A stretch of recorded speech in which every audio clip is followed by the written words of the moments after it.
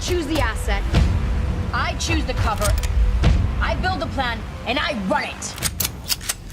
Me. When it comes to Special Ops Lioness, every season ups the ante. The second season left us questioning everything. And now, as Season 3 is probably on the horizon, I can't help but speculate about the big bad. What if the show takes a sharp turn into the digital battlefield? Hear me out. What if the enemy isn't a person or a country, but something far more insidious, a cyber-terrorist organization? Think about it.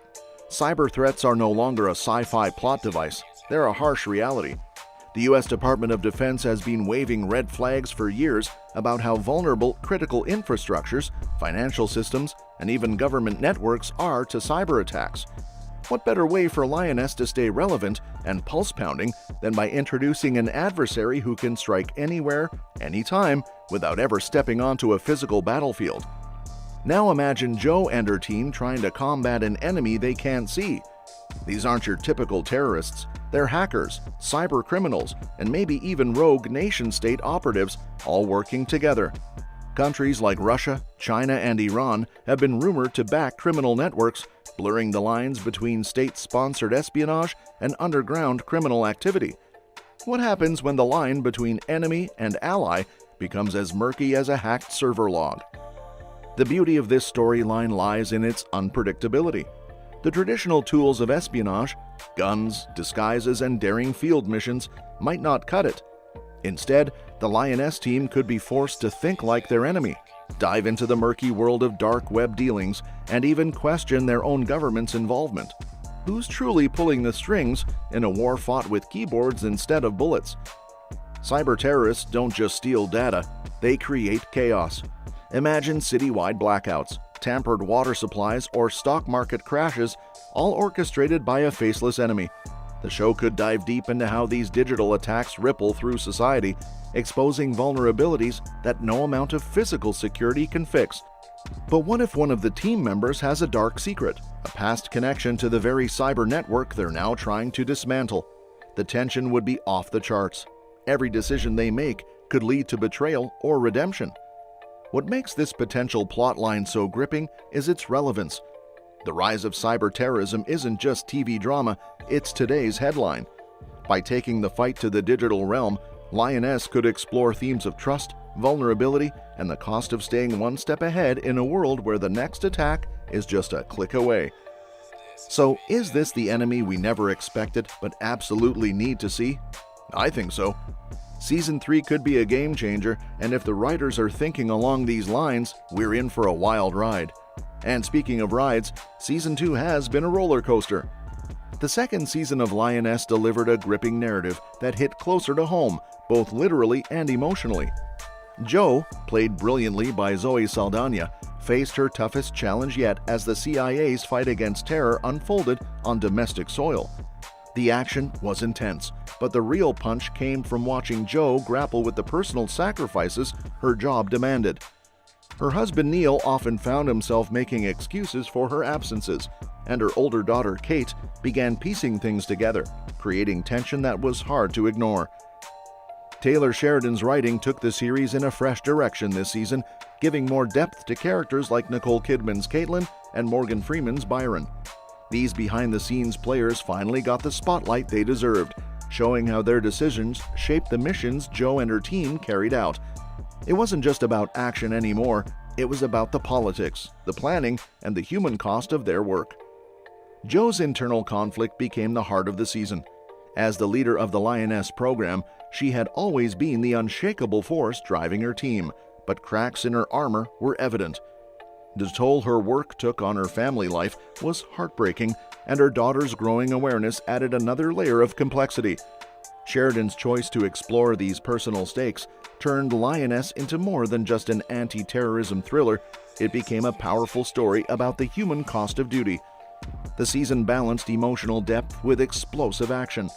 While the shootouts and missions kept audiences on edge, the focus on Jo's struggle made the story unforgettable. By the time the finale aired, it was clear that Lioness had evolved into something much deeper than its first season. And yes, it ended with a bang. But let's be honest, there's a ton of loose ends that have left us all scratching our heads. It's like the writer said, let's keep them guessing, and then walked off with the answers. Here's what's been keeping me awake at night since the finale.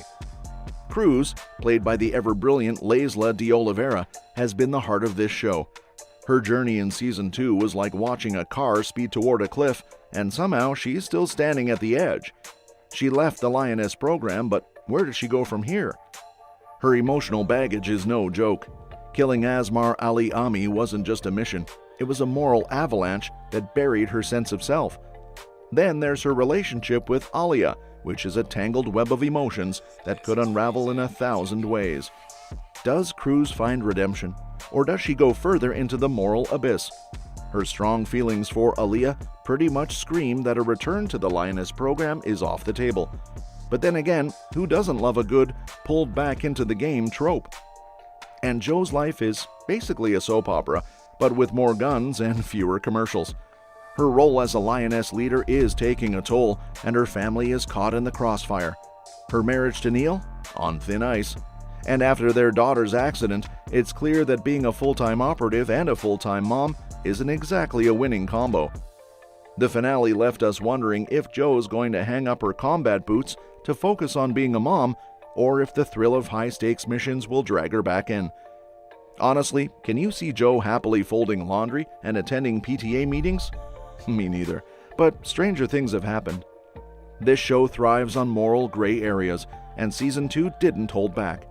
The missions Jo and her team took on were messy, colluding with drug cartels, making morally dubious choices. It raises a big question: who's holding these covert ops accountable? And let's not forget the political drama. Asmar Ali Ami's death didn't wrap up as cleanly as expected. The government's hemming and hawing over diplomatic fallout makes you wonder, what's really going on behind the scenes? Secretary Mullen's anxiety about Middle East relations hints at a bigger story we've yet to uncover. Season 2 also threw some fresh villains into the mix. The cartel characters, particularly Alvaro Carrillo and his brother Pablo, were fascinating additions.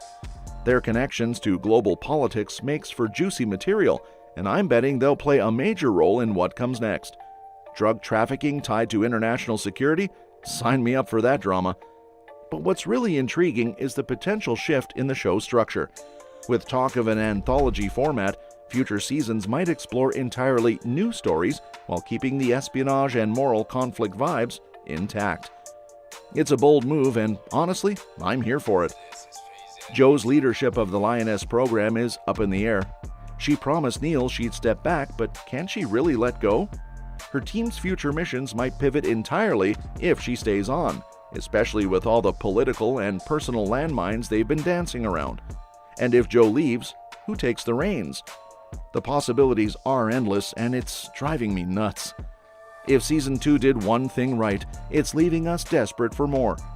From Cruz's unresolved journey to Jo's family drama and the ethical dilemmas of covert operations, there's enough material here to fuel several more seasons. Add in the fresh threats and the potential for an anthology format, and the future of Special Ops Lioness looks both unpredictable and exciting. Now, the big question is, will the next season tie up these threads or weave an entirely new web? Either way, I'm ready. Let's hope we don't have to wait too long to find out. Drop your predictions for Season 3 in the comments section below. And don't forget to hit that like button and subscribe to our channel to receive more updates. The Lioness story is far from over, and you won't want to miss what's next. Thank you for watching, and we'll see you in our next video.